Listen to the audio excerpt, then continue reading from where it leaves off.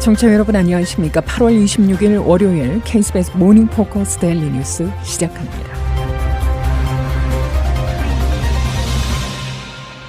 시카고 일원의 이번 주 체감 100도를 훌쩍 넘기는 폭염이 다시 찾아온 가운데 수십만 명의 시카고 공립학교 학생들이 오늘 교실로 복귀합니다. 우리 지역사회에 이번 주 당분간 극심한 더위가 지속됨에 따라 학교 관계자들은 학생들의 안전을 지키기 위해 모든 예방 조치를 취하고 있다고 밝혔는데요. 지난 주말 학부모와 학생들에게 보낸 편지에서 모든 교실에 에어컨이 설치되어 있다고 확인하며 문제 발생 시 이를 해결하기 위한 팀 운영 등 만반의 준비가 되어 있다고 덧붙였습니다. 또한 오늘과 내일 체육 수업이 실내로 이동되며 또 야외 스포츠 경기는 취소되거나 또 연습도 실내 짐으로 이동하거나 취소될 것이라고 전했습니다. 새롭게 한 주가 시작된 월요일 오늘 시카고 지역에는 100 이상의 열지수로 폭염 경보가 발령된 상태죠. ABC7 에큐웨더의 기상학자 트레이스 버틀러는 이 지역 저녁에 오늘 최고 기온이 90도대 중반에 이를 것이라며 체감 온도는 100에서 105도까지 치솟을 것으로 전망된다고 전했습니다. 또한 화요일인 내일 오늘보다 더 더울 가능성이 있다고 예보했는데요. 대기질 경보가 발령됐으며 내일 오후와 저녁에는 고립된 폭풍이 발생할 가능성이 있는 것으로 전해집니다. 한편 CTA는 오늘 첫 학교 수업일에 맞춰 시카고 초등학교 및 고등학교 학생들을 위한 특별한 혜택을 제공하고 있죠. 수년 동안 모든 킨더에서 12학년 학생들과 동반 성인에게 개강일 무료 승차권을 제공해 왔는데요. 오늘 오전 5시 30분부터 오후 8시까지 메트로 기차 또는 페이스버스 또 CTA 버스 기차를 무료로 이용할 수 있습니다. 단 CTA 브라운 라인을 이용하는 승객들은 오늘 출근길 링컨 스퀘어에 있는 웨스턴 애비뉴 역 개선 공사로 역 운영이 중단된 상태를 고려해 이동하셔야 할 것 같습니다. 이스라엘군과 레바논 친이란 무장 세력 헤즈볼라가 어제 새벽 대규모 공습을 주고받으며 전면 충돌했습니다. 이스라엘군은 헤즈볼라의 공격 조짐을 포착했다며 전투기 100여 대 등을 동원해 레바논 내 헤즈볼라 표적을 선제 타격했고 헤즈볼라는 이스라엘에 300발이 넘는 로켓을 쏟아부으며 지난달 고위 지휘관이 암살된 데에 대한 보복 개시를 선포했습니다. 로이터 통신 등에 따르면 이스라엘군은 이날 오전 4시 30분께 전투기 100여 대를 출격시켜 레바논 남부 등지 로켓 발사대를 타격했는데요. 이스라엘은 공습 개시 직후 이 사실을 발표하고 자국 북부 주민들을 향해 안전한 곳으로 대피하라고 알렸습니다. 레바논 남부에도 아랍어 메시지를 통해 우리는 헤즈볼라의 위험을 공격해 제거하고 있다고 경고했습니다. 오전 5시께 이스라엘 북부로 헤즈볼라가 쏜 로켓과 또 무인기 수백 기가 날아오며 공습 경보가 잇따라 발령됐는데요. 헤즈볼라는 지난달 30일 레바논 수도 베이루트에서 고위 지휘관 푸아트 슈크르가 이스라엘 폭격에 사망한 데에 대한 보복으로 로켓 320여 발을 발사하고 드론으로 군사기지 11곳을 타격했다고 주장했습니다. 아이언돔 등 이스라엘 방공망이 작동해 헤즈볼라 로켓을 격추하는 과정에서 텔아비브 북쪽 항구 도시 하이프 등지에서도 폭염이 들렸다고 하는데요. 요아브 칼란트 이스라엘 국방장관은 48시간 동안 전국 비상사태를 선포했습니다. 미 식품의약국이 이달 초 미 전역 25개 주 월마트 매장에서 판매된 약 10,000상자의 사과 주스가 잠재적 유해한 수준의 비소 함유로 인해 리콜됐다고 밝혔습니다. 이번 리콜은 8온스 플라스틱병 6팩으로 판매된 그레이트 밸류 브랜드의 사과 주스에 적용되고 있는데요. 지난 15일부터 공식 리콜이 발표된 상태지만 지난 금요일 FDA는 더 시급한 위험 분류인 클래스 2를 적용해 회수에 나선 것으로 알려집니다. FDA에 따르면 2등급 리콜은 제품으로 인해 일시적인 건강 부작용이 발생할 수 있고 심각한 의학적 문제를 일으킬 가능성이 낮을 때 시행됩니다. 이번에 회수된 주스의 사용기한은 2024년 12월 28일입니다. 국립보건원에 따르면 사람들이 무기 및 유기 비소의 수치가 기준치를 초과한 식품을 섭취할 경우 구토나 복통, 설사, 근육 경련과 같은 증상이 발생할 수 있다고 밝혔습니다.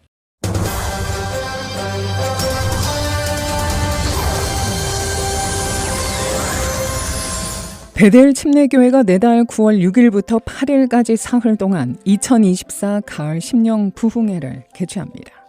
이번 부흥회는 순회 선교단 김용의 선교사가 강사로 초청돼 다시 복음으로라는 주제로 말씀이 전달될 예정인데요. 베델침례교회 담임 김석구 목사는 이번 부흥회가 모든 성도들에게 하나님께서 자녀된 우리에게 가장 원하시고 기뻐하시는 그리스도인이 추구해야 할 믿음의 핵심을 깨닫고 다시 복음으로 가는 영적 회복이 일어나는 계기가 되기를 소망한다고 말했습니다. 담임 김석구 목사입니다. 많은 크리스천들이 시카고에서 이제 이민생활을 하면서 영적으로 많이 이제 침체가 되고 다운된 상태에서 우리가 교인들을 양육하다 보니까 복음이 꼭 필요하겠다는 생각을 했어요. 그래서 우리 교회뿐만 아니라 시카고 근처에 있는 그 교회들도 합심해서 한번 참여하시면은 다시 복음의 그 기쁨, 복음의 능력 이런 걸 회복하면은 우리 이 땅에 살면서 많은 힘을 얻고 예수 그리스도의 사랑과 그 은혜와 부활에 대해서 더욱더 체험하고 결단하는 시간이 될 수 있지 않을까 해서 이렇게 한번 했습니다. 이번 부흥회 초청 강사인 김용의 선교사는 1997년 순회 선교단을 출범시켜 오랜 세월 단장을 맡아 선교 완성을 위해 그리스도의 몸된 공동체들과 연합해 복음과 기도로 열방을 섬기는 일에 힘써왔다고 하죠.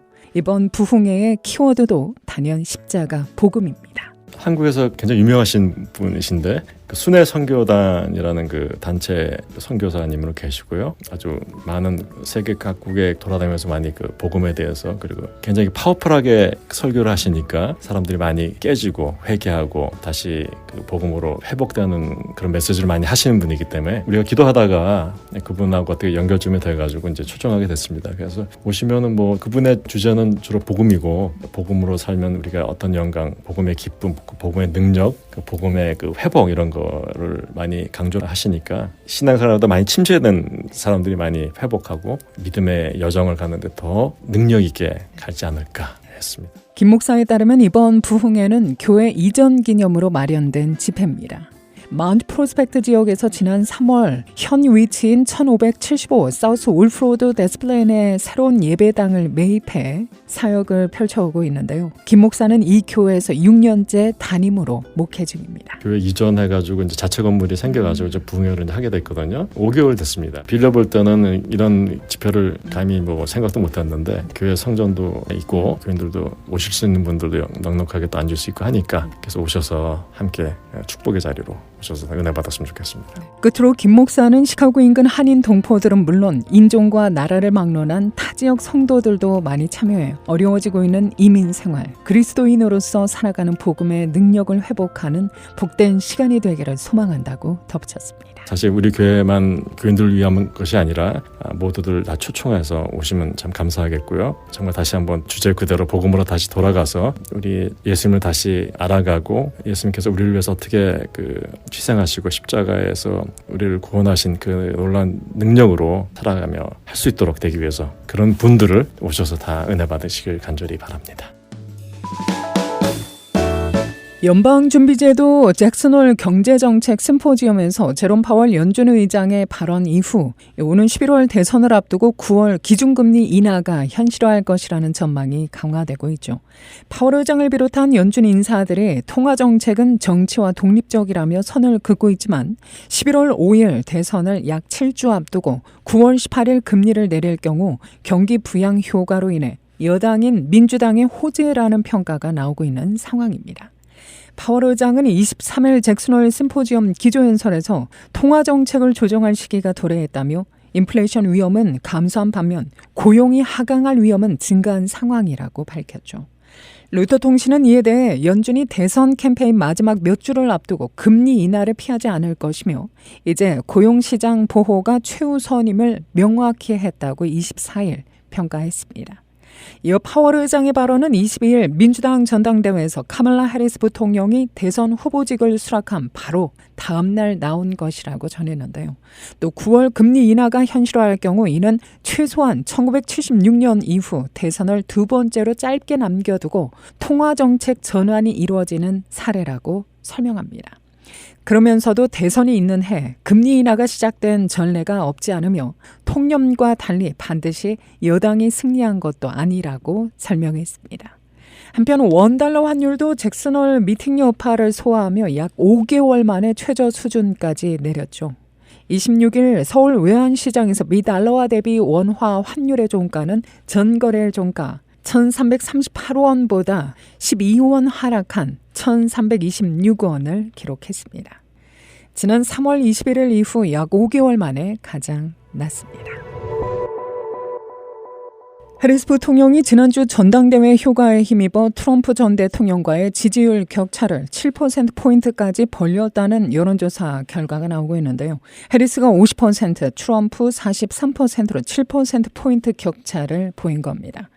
해리스는 민주당이나 공화당이 아닌 무당층에서 38대 33으로 우위를 보였고 특히 여성 유권자 사이에서는 56대 38로 18%포인트 차이가 벌어졌는데요. 특히 여성 유권자들의 해리스 지지세가 강력한 것으로 나타나자 트럼프 측은 낙태 금지법에 반대한다는 입장을 밝히기도 했습니다. 민주당은 마음이 급해진 트럼프의 눈속임일 뿐이라고 비판했습니다. 다만 제3후보였던 케네디 주니어의 후보직 사퇴로 인한 여론 변화는 여전히 변수입니다. 7%포인트 격차를 보인 여론조사는 케네디가 대선을 포기한 지난주 금요일 이전에 이뤄진 건데요. 본격적인 대선 맞대결 체제로 돌입한 이번 주 해리스는 버스 투어로 남부 선벨트인 조지아주를 찾고 트럼프는 북부 러스트벨트인 위스콘신과 펜실베니아에서 유세를 이어갈 계획입니다.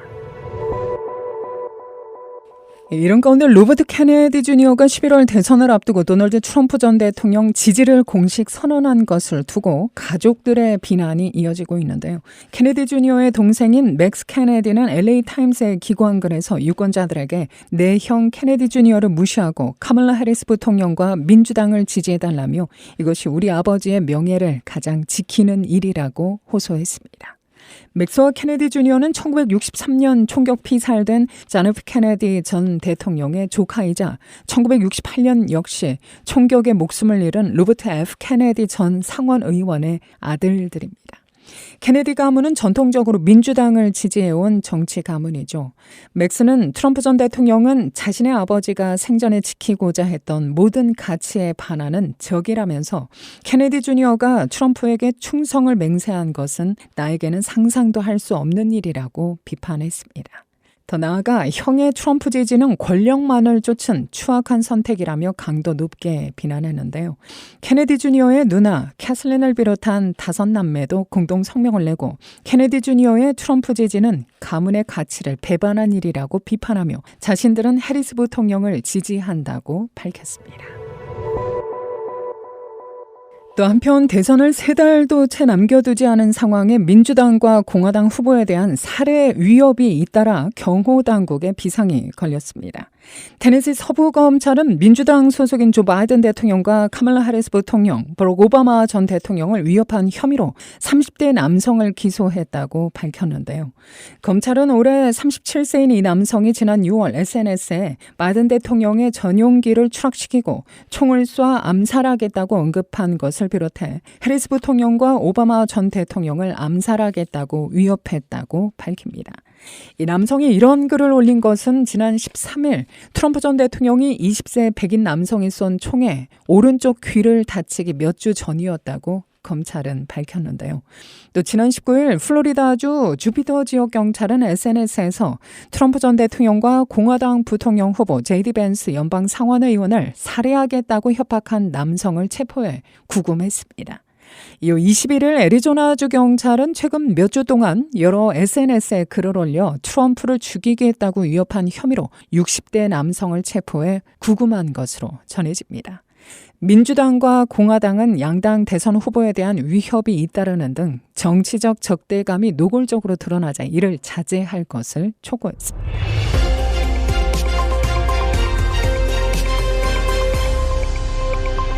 기후변화로 덥고 습한 여름이 길어지는 가운데 매사추세츠주에서 모기로 인한 감염병인 동부 말 뇌염 발병 사례가 보고됐는데요. 어제 워싱턴 포스트에 따르면 매사추세츠주 보건당국은 이달 보스턴 서쪽의 우스터 카운티의 80대 남성이 동부말 뇌염에 감염됐다고 밝힙니다.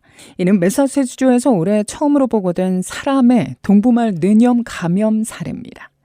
이에 따라 주내 10개 지역이 감염 고위험 또는 위험 심각 지역으로 지정됐는데요. 매사추세츠주 동부도시 플리먼스는 일몰부터 새벽까지 공원 등을 모두 폐쇄한 상태입니다. 워싱턴 포스트는 미 전역에서 모기의 활동 기간이 길어지면서 이번 발병 사례가 나타났다고 지적했습니다. 기후변화로 인해 지구 기온이 상승함에 따라 미 전역의 3분의 2 이상에서 모기가 활동하는 평균 습도 42% 이상의 기온 섭씨 10도에서 35도인 날들이 늘어났다는 설명입니다. 과학자들은 모기의 활동 시즌이 길어지면 댕기열과 말라리아와 같은 흡혈 곤충에 의한 감염병의 위험이 높아질 수 있다고 경고하고 있는데요. 질병통제예방센터에 따르면 동포말 뇌염은 해당 바이러스에 감염된 모기에게 물리면서 발병합니다. 감염 사례는 드물지만 감염자 30%가 사망하는 등 치명적인 질병으로 알려져 있죠. 발병 시 발열과 두통, 구토, 설사, 발작 등의 증상이 나타납니다. 대한민국 국민 180여 명이 이스라엘에 종교 행사를 위해 입국한 것으로 알려지고 있는데요. 주 이스라엘 대사관은 전날 이들이 현지 행사에 참석하기 위해 이스라엘에 입국한 사실을 파악한 것으로 전해집니다. 현재 계속되는 충돌로 정부는 가자지구 이스라엘 레바논 접경 지역에 여행경보 4단계, 그 외 지역에는 모두 3단계 적색 경보를 내린 상태죠. 이들이 방문한 곳인 예루살렘을 비롯해 수도 텔아비브, 사해 등은 여행금지 4단계에 포함되지 않으며 출국 권고가 유지되고 있습니다. 이스라엘과 레바논 무장정파 헤즈볼라의 무력 충돌이 계속되고 있어 한국 정부는 이들에게 출국을 권고한 것으로 전해지고 있는데요. 다만 이들이 속한 단체나 전부 관광객인지 혹은 현지에서 체류하다 임시 귀국한 선교사 혹은 학생들이 포함되어 있는지는 확인되지 않은 상태입니다. 지난 5월까지만 해도 국면이 완화되면서 이스라엘 관광업의 회복을 기대하는 목소리가 있었죠. 이스라엘 관광부는 텔아비브, 예루살렘, 갈릴리 등 대부분 도시의 모든 관광 명소가 밤낮 없이 운영 중이다. 전 세계에서 이스라엘에 방문하는 관광객이 최근 몇 주간 수천 명에 이른다고 관심을 호소하기도 했습니다. 새로운 조사에 따르면 대다수의 기독교인들이 기독교 영화를 효과적인 전도 도구로 보는 반면 기독교인이 아닌 친구들에게 이를 보여주는 것은 주저하는 것으로 나타났습니다. 크리스천 포스트에 따르면 라이프웨이 연구소는 2023년 9월 미국 개신교인들 1,008명을 대상으로 실시한 설문조사를 바탕으로 기독교 영화와 책에 대한 견해를 문서화했는데요. 이에 따르면 기독교 영화를 효과적인 전도 도구로 보는지 물었을 때 응답자의 81%가 그렇다고 했습니다. 33%는 강력히 동의한다, 48%는 다소 동의한다, 10%는 다소 동의하지 않는다, 2%는 강력히 동의하지 않는다고 했습니다. 응답자 중 대다수는 기독교 메시지가 담긴 영화를 일부러 시청했다라고 했는데요. 30%는 이에 강력히, 42%는 어느 정도 동의했습니다. 17%는 이에 다소 동의하지 않았고 단 7%만이 강력히 동의하지 않았습니다. 전반적으로 응답자의 68%가 지난해 기독교 영화를 봤다고, 또 48%는 세속적인 영화를 봤다고 했습니다. 응답자의 30%는 동료 기독교인들과 세속적인 영화에서 나타나는 기독교적인 주제에 대해 토론한다고 했고 21%는 비기독교인들과 세속적인 영화에서 나타나는 기독교적 주제에 대해 토론했다고 했습니다. 비기독교인을 초대해 함께 기독교 영화를 본다고 한 응답자는 12%, 13%는 앞서 언급한 활동에 전혀 참여하지 않았습니다. 폭염과 산불에 시달리는 캘리포니아주에 20여 년 만에 처음으로 한여름인 8월에 눈이 내렸습니다. 최근 요세미티 국립공원 남동쪽 세라 네바다 산맥 전망대 부근을 포함해 캘리포니아 동부 산악지대 곳곳에 이례적으로 눈이 내렸는데요. 특히 레슨 화산 국립공원을 관통하는 89번 고속도로 부근은 7cm가 넘는 눈이 내려 한때 교통이 통제됐다고 합니다. 국립기상청은 이 지역에 8월에 눈이 내린 건 2003년 이후 처음이라고 밝혔습니다. 캘리포니아에는 통상 10월까지 눈이 오지 않지만 올해는 알래스카만에서 때 아닌 한파가 몰아오면서 기상이변이 일어났습니다. 기상청은 일시적인 한랭 전선이 물러가면 다시 폭염이 시작될 것이라며 주의를 당부했는데요. 캘리포니아에선 최근 몇 년간 극심한 산불 피해가 발생했고 올해도 북부 지역에서 역대 4번째 규모의 산불이 발생해 1,700제곱킬로미터가 불에 탔습니다.